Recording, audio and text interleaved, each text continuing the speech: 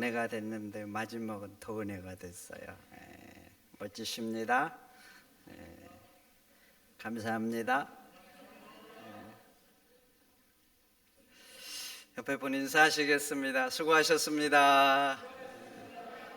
저번 주에 새생명 리본 축제가 있었는데 많은 분들이 수고를 해주셨어요. 그래서 은혜롭게 이렇게 진행이 됐는데, 여러분, 끝난 게 아닙니다. 끝난 게 아니에요. 새로운 시작인 거예요. 그러니까 모시고 오셨던 분들 계속 오시도록 기도하시고 한 번 더 권면하시고, 아멘. 그리고 교회는요, 헌신과 섬김 위해서 집이 지어지는 거예요. 뭐 이렇게 해야 돼, 저렇게 해야 돼. 바보가 아닌 이상 모르는 사람이 어디가 있어요. 1분만 생각해 보면 뭐가 좋은지 대개는 답이 나와요. 왜 못하는 줄 아세요? 그것을 하기 위해서는 섬김과 희생, 이런 것들이 필요해요. 자기는 안 하면서 자꾸 말만 하면 도대체 누구한테 하라는 소리예요. 근데 여러분들이 잘 섬겨주셨어요, 곳곳에서. 그래서 은혜롭게 된 거예요. 옆에 분 다시 한번 인사하겠습니다. 수고 많이 하셨습니다. 여러분, 청국장 좋아하셔요?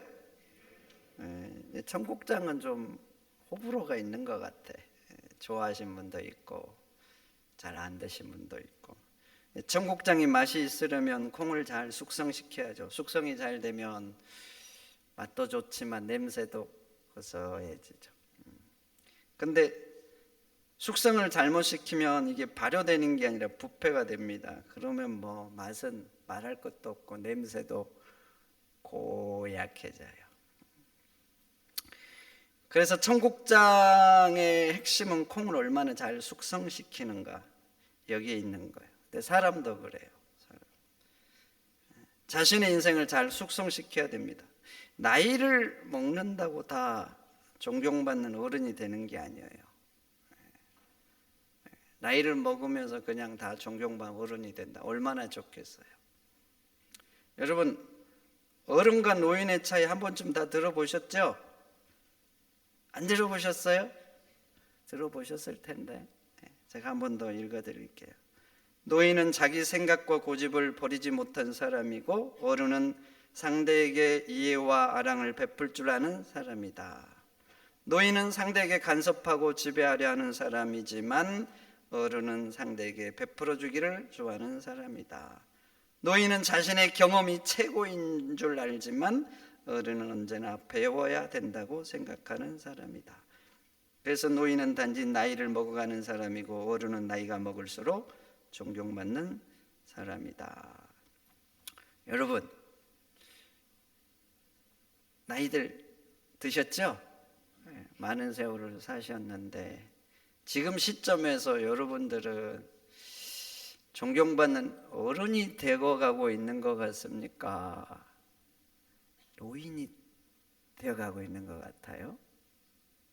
어떠신 것 같아요? 세월이 흘러간다고 그냥 존경받는 사람이 되는 게 아니에요. 좋은 상사가 되고, 이웃들과 함께 좋은 이웃이 되고, 이런 게 아니에요. 인생을 잘못 숙성시키면요, 사람들이 싫어하는 사람이 됩니다. 싫어하는 사람. 별로 만나고 싶지 않는 이웃, 그리고 핏줄이라도 피하고 싶은 그런 사람이 되는 거예요. 그러니 여러분, 삶을 잘 숙성시켜서 함께 사는 사람에게 덕이 되고 사랑이 되시기를 축원드립니다. 근데 신앙도 그래요. 신앙의 연륜이 더해간다고 그냥 경건한 성도가 되겠어요? 그냥 되겠냐고요. 신앙도 잘못 숙성시키면 부패합니다. 그러면 역겨운 냄새를 풍기는 청국장과 같은 그냥 종교인이 되는 거예요. 종교인이. 마태복음 7장에 어떤 종교인들 나오는데 얼마나 그럴듯합니까? 주여 주여. 여기보다 더 주여를 외치는 이 본문이 없어요. 계속 주여 주여. 그리고 또 보세요. 주의 이름으로 선지자 노릇하고, 주의 이름으로 귀신도 쫓아내고 주님의 이름으로 많은 권능도 행했다 그래요. 얼마나 그럴듯합니까? 그럼 대단하지 않아요? 대단하잖아요. 요즘 신조어 중에 있어빌리티라는 말이 있답니다. 들어보셨어요? 모르셨구나. 있어빌리티. 있다는 한국어와 능력을 의미하는 영어 어빌리티가 더해져서 쓴 말인데, 이 말은 있어 보이게 하는 능력이랍니다. 근데 마태복음의 7장에 나오는 이 사람들 보세요. 모양만 보면 정말 있어빌리티 아닙니까? 정말 있어빌리티. 그런데 주님 말씀을 한번 들어보세요. 내가 너희를 도무지 모르겠다. 불법을 행하는 자들아 내게서 떠나라 그래요. 아니 도대체 이게 어떤 상황입니까? 이게 도대체 무슨 일이냐고요. 주여 주여 하고 주님의 이름으로 귀신도 쫓고 권능도 행하고, 아니 그런데 주님이 모르시겠다니. 그리고 불법을 행하는 자들이라고. 도대체 예수님이 왜 그렇게 하실까? 모양을 보면 정말 그럴듯한데 있어빌리티인데요. 그런데 문제는 뭐냐면요, 진짜가 없는 거예요. 진짜. 신앙은 모양만 추구하는 게 아니에요. 모양은 형식이고 그 형식을 통해서 진짜를 추구하는 거예요. 그럼 그 모양을 통해서 정말 그 모양을 통해서 그 속에 갖기를 원하는 게 뭔가, 추구하는 게 뭔가, 신앙의 모양을 통해서 정말 갖고 싶은 것, 그것은 하나님을 닮는 것입니다. 하나님처럼 거룩해지고 하나님처럼 사랑하고 용서하고 나를 희생해서 섬기는 것, 그게 경건의 모양을 통해서 담아내야 되는 거예요. 그런데 이들 봐보세요. 모양은 정말 그럴듯하는데 그 모양 속에 있어야 될 하나님이 없어요. 하나님. 그러면 그들 속에는 무엇이 있는가? 마태복음 7장 15절 예수님이 이렇게 말하죠. 이들은 양의 옷을 입고 나오는데 그 속에는 노략질을 하는 이리가 있다 그래. 이리. 그러니까 그 속에는 하나님이 있는 게 아니라 이리가 있는 거예요. 그러니까 그들이 주여 주여 하잖아요. 주여 주여. 그리고 주님의 이름으로 여러 가지를 하는데 실상은 그렇게 하는 이유가 뭐예요? 탐욕이죠. 탐욕.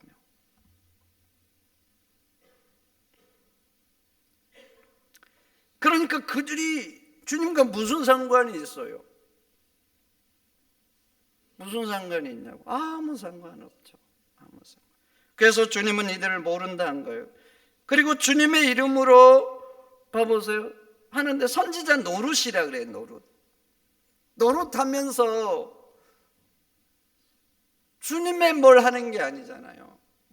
자기 뭔가를 하는 거예요. 그러니까 어떤 존재냐? 이 불법을 행하는 자들인 거예요. 불법. 진짜 선지자가 아니지요. 아니요. 노릇하면서 주님의 이름으로 자기의 뭔가를 취하는 거예요. 그래서 주님은 내가 너희들을 도무지 모르겠다. 불법을 행하는 자들이라고 하면서 나를 떠나가라는 거예요. 여러분 신앙생활 한다고 그냥 숙성된 게 아니에요. 잘못하면 이들처럼 부패하는 거예요. 부패하는 거. 그러면 이런 신앙의 모양 때문에 사람들에게는 있어 빌리티할 수 있어요. 그렇지만 실상은 부패한 종교인인 거예요. 그러니 여러분도 한번 돌아보셔야 돼요. 내가 지금 숙성되고 있는가? 부패되고 있는가? 신앙으로 인생을 잘 숙성시켜서 여러분 경건의 모양만 있는 게 아니라 정말 경건한 성도가 돼야 되는 거예요. 여러분 폼만 잡지 마시고 경건의 능력을 회복하는 여러분들이 되시기를 축원드립니다. 축원드립니다. 그럼 경건이 뭐예요? 히브리어로 경건은 몇 가지 단어가 있는데 그 중에 하나가 엘로힘입니다. 엘로힘이라는 단어는 여러분들 뭐 히브리어를 조금만 알면 잘 아는 말이에요. 엘로힘은 하나님이라는 단어예요. 하나님. 근데 이 엘로힘 하나님이라고 하는 단어를 어쩔 때는 경건으로 사용해요. 참 신기해요. 하나님이잖아요, 이 말이 엘로힘이. 근데 경건으로 사용하는 거예요. 그래서 영어로 이 단어를 번역할 때 갓니스라고 그래요.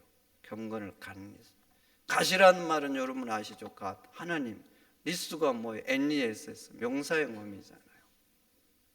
그래서 새로운 단어 만들어내는 거예요.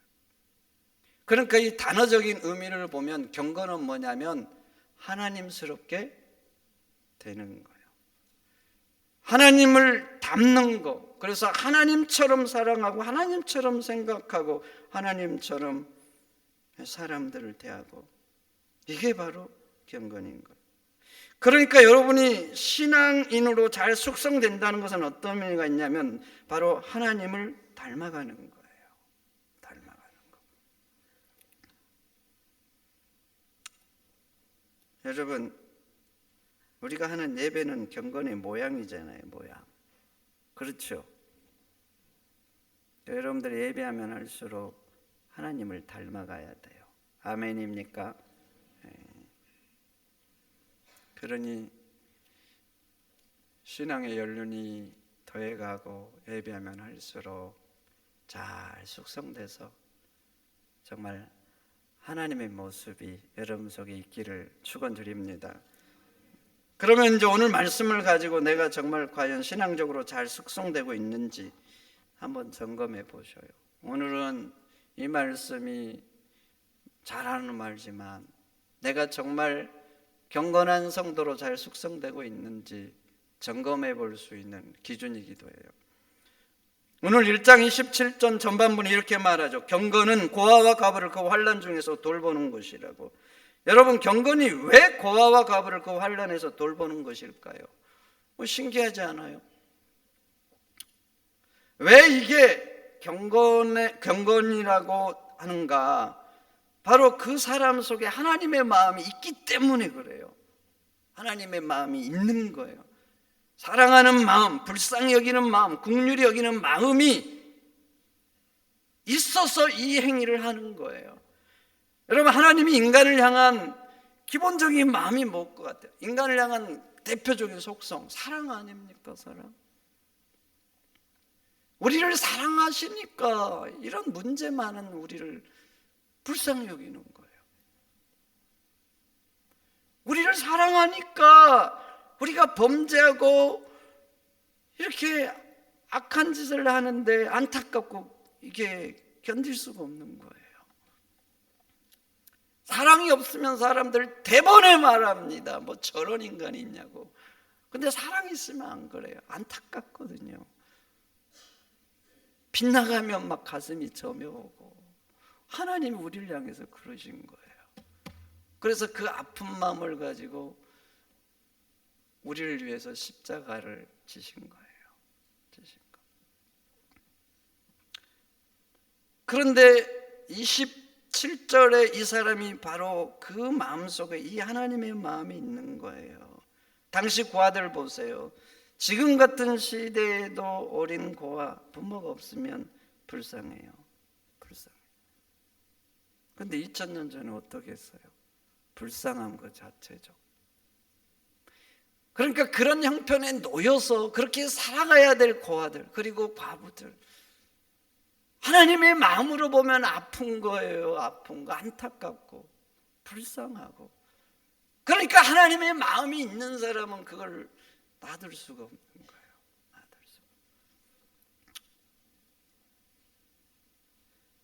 여러분, 여기에서 고아와 갑은 불쌍함의 상징이죠. 상징.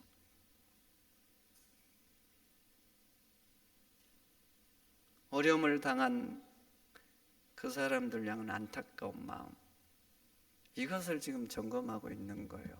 너에게 과연 하나님의 마음이 있는지. 그래서 고아와 가부를 그 환난에서 건져주는 걸 경건이라고 지금 말하고 있는 것입니다. 여러분, 예배는 경건의 행위입니다. 기도 찬양 역시 경건한 행위고, 그래서 우리가 이런 신앙의 행위를 하면 숙성돼야 되는 거예요. 내 마음속에 점점 하나님의 마음이 들어와야 돼요. 그래서 하나님으로 물들어가야 돼요. 물들어가. 그래서 나도 하나님처럼 행동해야 돼요. 바울이 그런 말을 하잖아요. 내가 사는 것이 그리스도니. 이렇게 돼야 되는 거예요. 그런데 내가 매일 이런 경건한 행위를 하는데 경건의 능력이 없다. 그럼 내가 하는 예배가 어떤 의미가 있는 거예요? 내가 하는 예배, 내가 눈물을 흘리면서 하는 기도, 이 기도가 과연 무슨 의미가 있어요?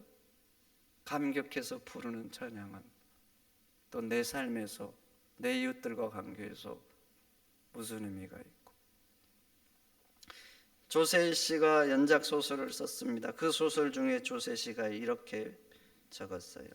폭력이란 무엇인가? 총탄이나 주먹만이 폭력이 아니라 우리 도시 한기퉁에서 젖먹이들이 굶주리는 것을 내버려 두는 것도 폭력이고, 고통을 당하는 사람들을 외면하는 것도 폭력이다. 햄릿을 알고 모차르트의 음악을 들으면서 눈물을 흘리는 사람들이 함께 사는 이웃의 아픔을 외면하는 것은 공감 능력이 마비되고 상실된 것은 아닐까?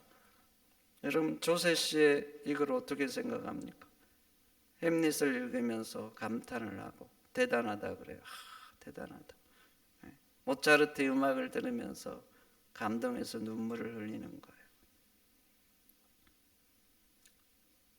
그런데 함께 사는 내 형제 자매 아픔도 외면하는 거예요. 외면해. 이웃에 대해서 냉랭하고, 굶주린 어린아이들도 그 아픔을요 공감하지 못하는 거예요. 그럼 이 사람이 햄릿을 읽고 막 감탄하는 건 뭐예요 도대체? 모차르트 음악을 들으면서 막 울어요. 그 울음의 눈물은 뭘까요 도대체?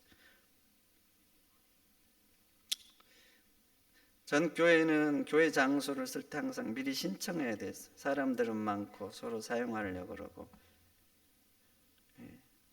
물론 중요한 것들은 시간대별로 미리 배정을 놓지만 자기 찬양대실 이런 게 없는 거예요. 그냥 그 시간대 찬양대가 연습하는 거예요. 예를 들어서 교회 학교도 마찬가지고.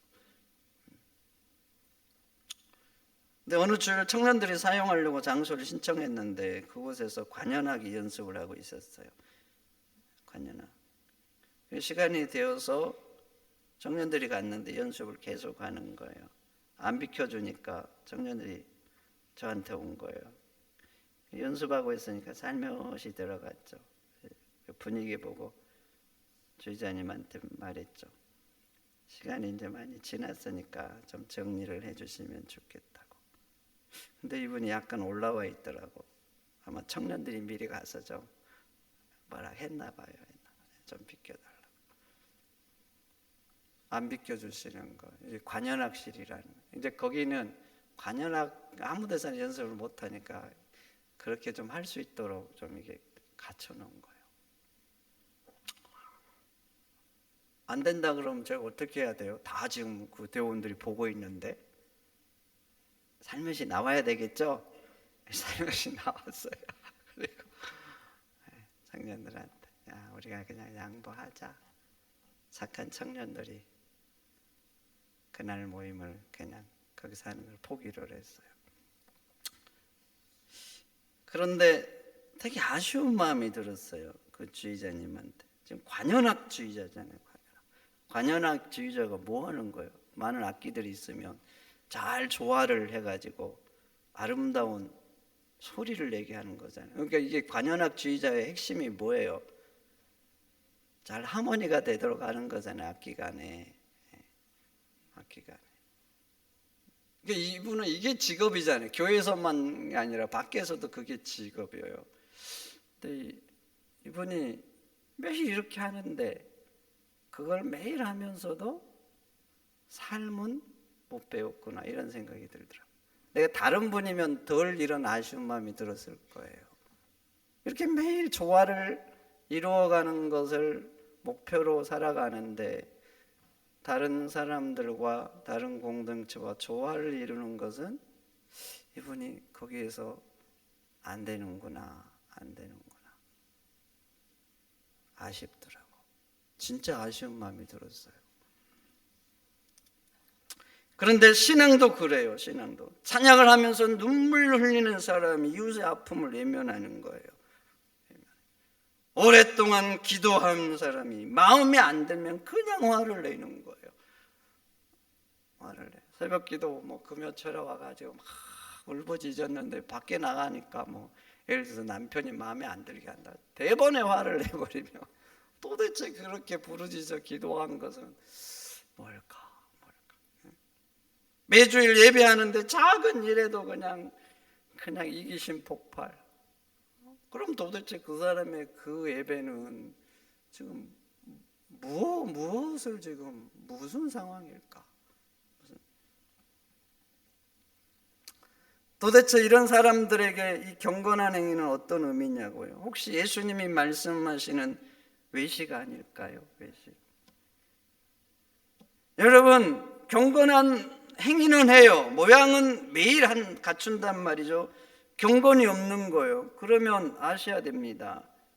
그 경건은 헛것이라. 오늘 본문 26절에 그러잖아요. 자기는 경건하다고 생각하는 말을 함부로 해요. 그러면 그 사람의 경것은 헛것이라고 그래요. 헛것.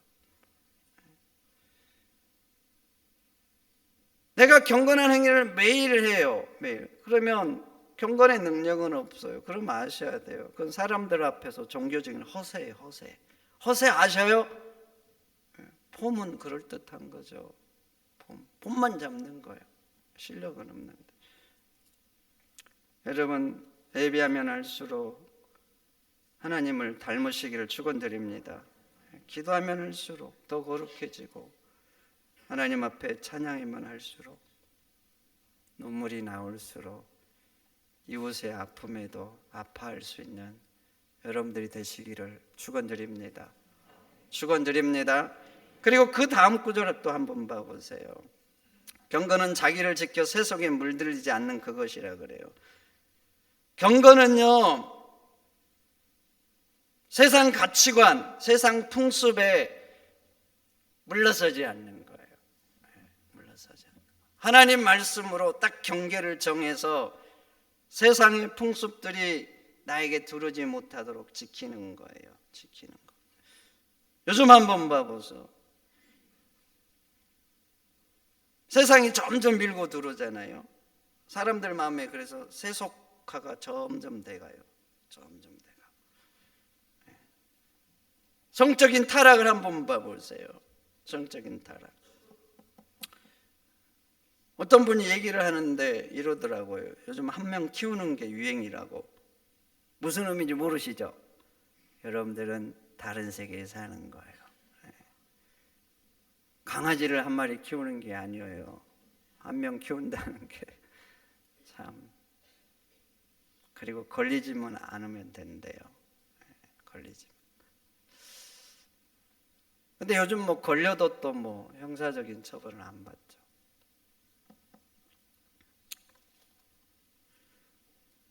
우리 지역도 한번 봐보세요. 제가 광양 와가지고 제일 놀랬던 게 뭔지 아세요? 저희 집 가는 그 오른쪽에 밤마다 불야성을 이루는 그 불빛이었어요. 진짜 처음에는 충격이. 이 도시 한가운데잖아요. 이름도 얼마나 야시시한지 몰라. 제가 이 자리에서 말하기가 좀 부끄러운. 어떻게 이런 일부러 그런 이름을 좀 짓나 봐요. 한 가지 말해 볼까요? 안 하는 게 좋겠죠. 네, 안 하는 게 좋아.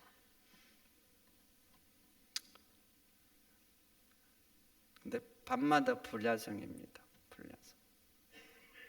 그 많은 곳이 우리 밤마다 그렇게 밤새도록 불을 켜놓고 있다는 건 지금 누군가 계속 그 자리를 밤마다 채운다는 거 아닙니까? 채운다는 거. 매일 보니까 저도 느낌이 요즘 별로 없습니다. 처음에는 충격받았는데. 영화나 드라마 같은 데도 보세요. 막장 드라마, 그리고 심지어는 불륜을 아름답게 그립니다. 여러분, 불륜을 아름답게 안타깝게 그리면 됩니까? 안 됩니까? 안 되잖아요. 안 돼. 이거 어떻게 그걸, 이 불륜이잖아요. 근데 그걸 아름답게 그리고 막 안타깝게 막 만드냐고요. 그럼 뭐 불륜을 하라는 거예요, 지금? 이게 세상은 이 경계를 자꾸 낮춥니다. 낮춰. 근데 성도는 그 경계선을요, 앞에서 막아야 돼. 하나님 말씀으로. 세상은 자꾸 이렇게 사람들의 마음을 세속화시키거든요. 밀고 들어와요. 그러면 성도는 저 뒤쪽에서 막는 게 아니에요. 요즘은 뒤에서 막아요. 뒤에서 하다 이제 뭐 이렇게 밀고 들어오니까 최고의 보류선을 형성하고 있는 거예요. 그리고 그 중에는 많이 무너져 가지고 뭐 다 그러잖아요. 뭐 다 그래 뭐. 그러니까 이게 자기도 그 기준이 낮춰져 가지고 세상 물이 들어와 있는 거예요. 그래서 그런 상황 되면 자기도 그래 버리거든요. 근데 성도는 절대 그러면 안 돼요.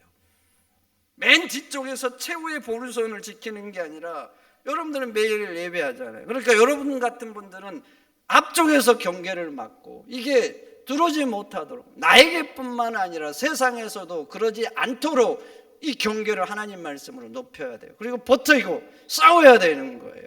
아멘입니까?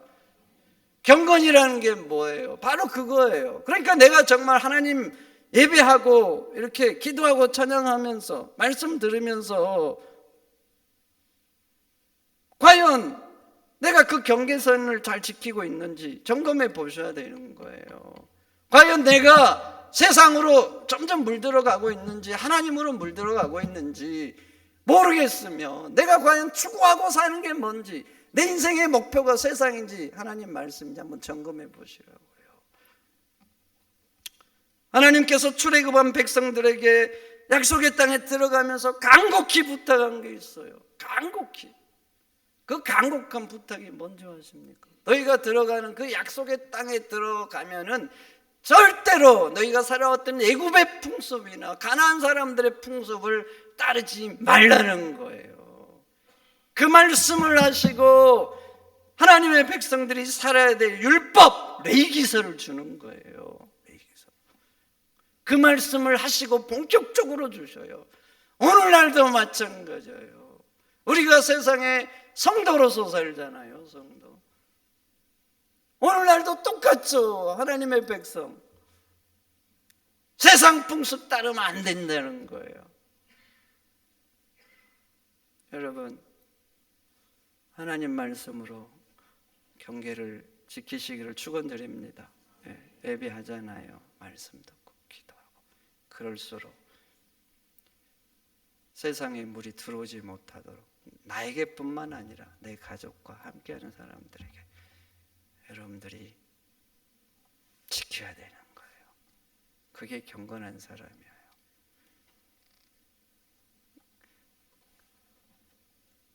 폼만 잡지 마시고 폼 잡으면서 그 속에 점점 하나님으로 물들어 가시는 여러분들이 되시기를 축원드립니다.